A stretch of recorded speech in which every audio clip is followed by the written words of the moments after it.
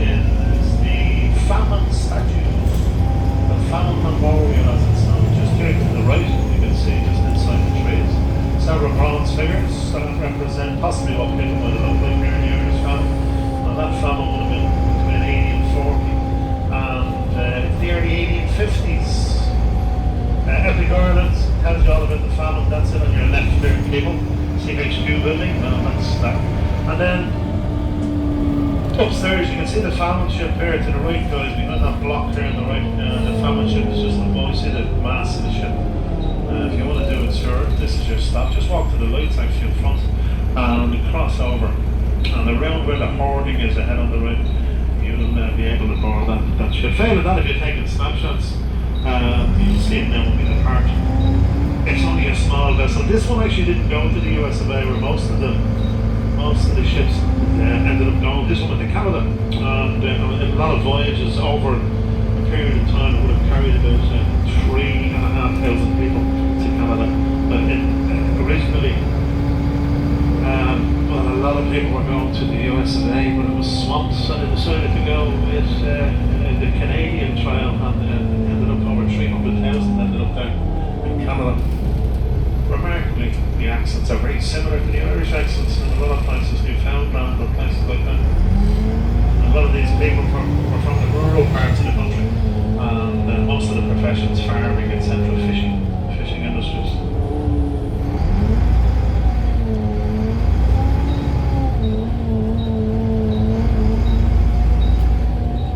Now guys, this is my next stop, just here on the left. Anyone for this?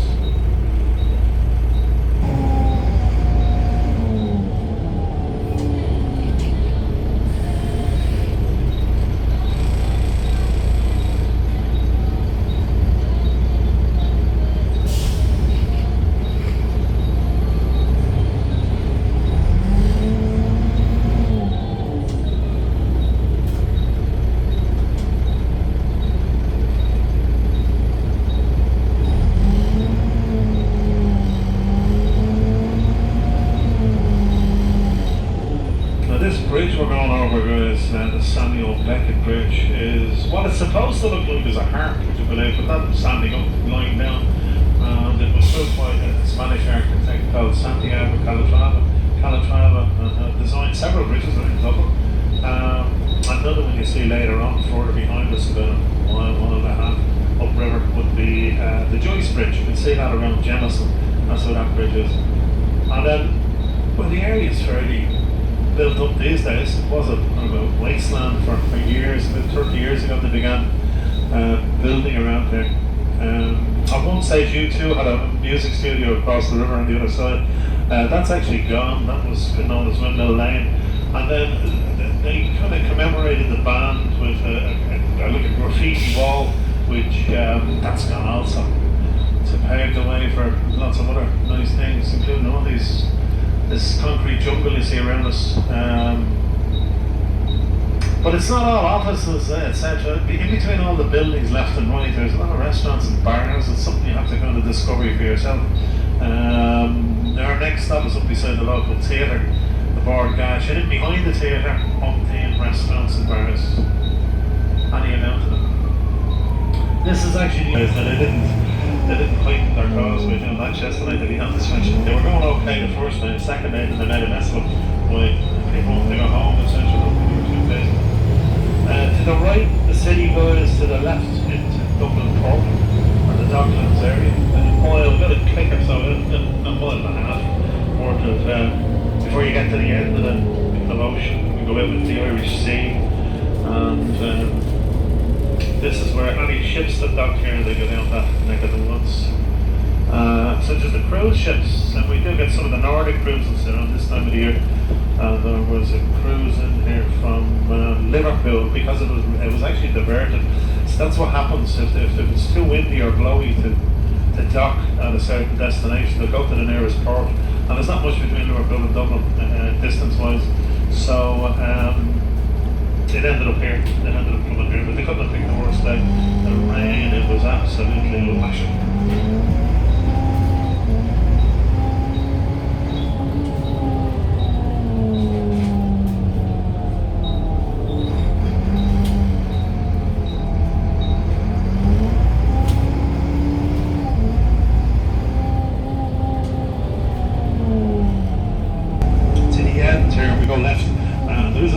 doorway that they use with St James's Gate written. They actually use it for all the advertising, but most of the advertising that they take is actually around the Christmas time.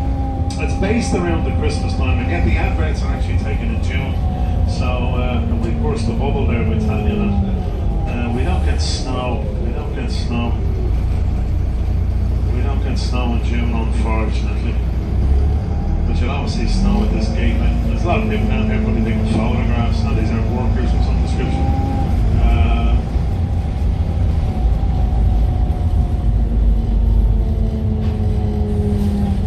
Cycling. I think this is the cycle crew just ahead here with bicycles on tours. They are on the left. You see St James's Gate here, guys, on the doorway. There are a lot of people as we become popular. See all the bicycles parked here on the left. Well, there's two companies that do it. Bring people around the city on the bikes. Don't really bring you in the places where you can get booze. You won't be able to go anywhere and have a few jars and then get back on the bicycle. Unfortunately. Yeah, that's one of them. You don't really see them around here much now, funny enough, but normally up around the university and up around the old Coombe area where Teelings is, but other than that, I've never seen them around Guinnessville. This is the house they lived in, by the way, guys, just here to the left. As we swing left, the first door around the corner, and you'll actually see when we go past it, you'll see 1759, which was the year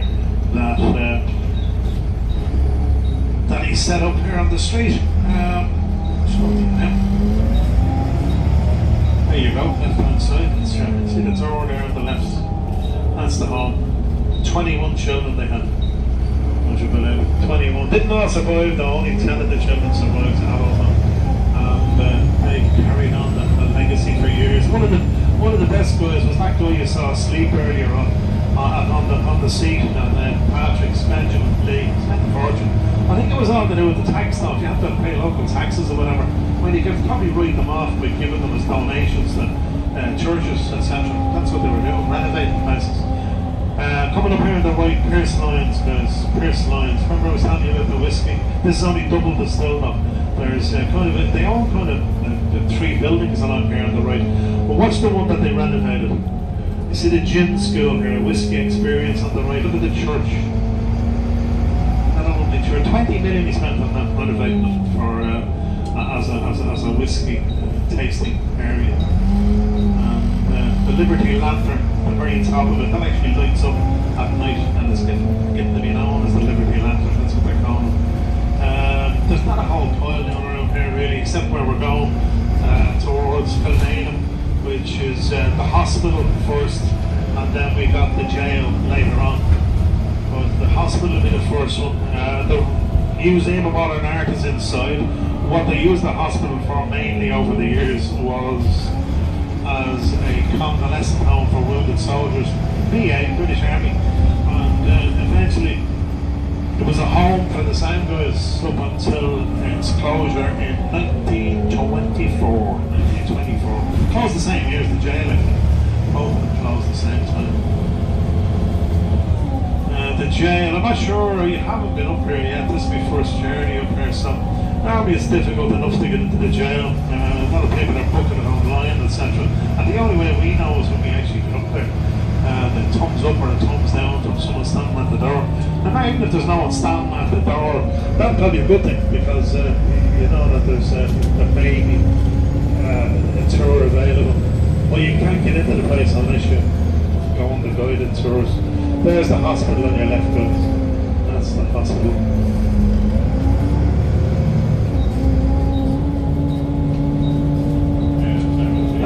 This is your stop. Anybody for this place, people?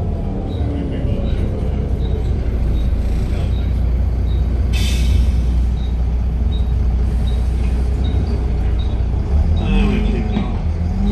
I'm going to go up to the jail next, people. The jail, Conyngham Jail. An average tour of Conyngham, it doesn't take any more than, we'd say, 35 to 40 minutes, and that's just to give you an idea. Now when we get up there, I'll see if there's anybody at the doorway. It's good if they tell you that, you know, thumbs up, or you give you a time frame. I'll be able to tell you before you actually get off the bus. I'll give you a time frame.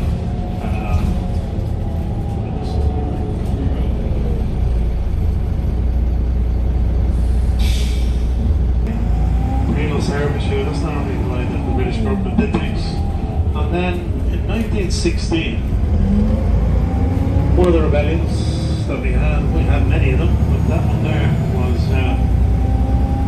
when we saw a lot of the leaders executed up here over 6 days, and half that amount were the guys that put their names at the Proclamation of Independence, which the only places that have original copies would be the President's House, places like that. It's a good crowd puller from some of the pubs that have a copy of the original.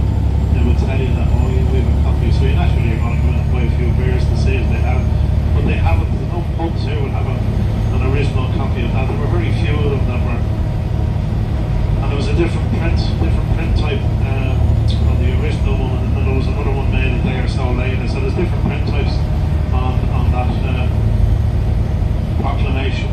But basically the guys, 7 of the guys that were all executed up here, McDonough, McDermott, Clark, Kean Pierce, James Connolly, these were all executed up here in the aftermath of the rebellion. A lot of people here in Dublin were, in favour of that rebellion, by the way. A lot of people might have thought they weren't. It was only that they made martyrs out of the guys after it, because what happened then was, after the execution, people were condoning them there in Dublin. People were condoning the British for doing that. Their popularity grew. I won't tell you an awful lot more about this. If you're going there on a guided tour, it is a good guided tour. Been on it. It's a long time since I was on it though. Normally one tour goes, they usually think about, for health and safety reasons, about 30 to 35 people. I don't know whether that's gone out the window now, whatever. They must take as many as they can get. But it is all summertime, forget about it. You have to book this in the summer, definitely. Now I'm going to get the attention of that fella on the door, and when I swing in here.